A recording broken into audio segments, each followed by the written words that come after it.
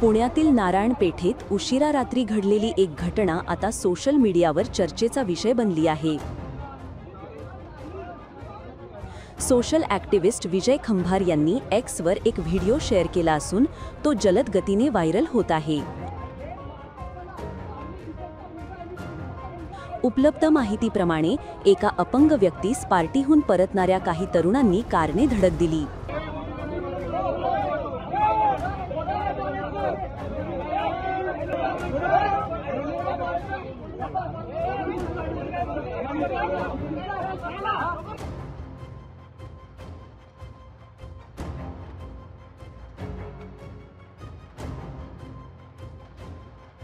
आरोप असा की धडक दिल्यानंतरही त्या तरुणांनी उद्धटपणे वागणूक देत मी पोलिसाचा मुलगा आहे, मला हात लावू नका असे म्हणत धमकी दिली।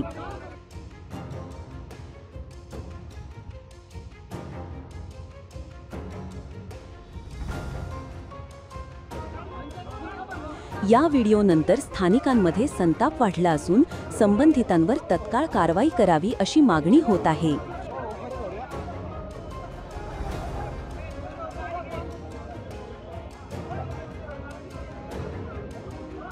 विजय खंभार यांनी म्हटले आहे की अपंग व्यक्तीला मारणे हा प्रकारच भयंकर आहे, पण अधिकाराचा गर्व आणि दंडमुक्तीची मानसिकता अधिक चिंताजनक आहे।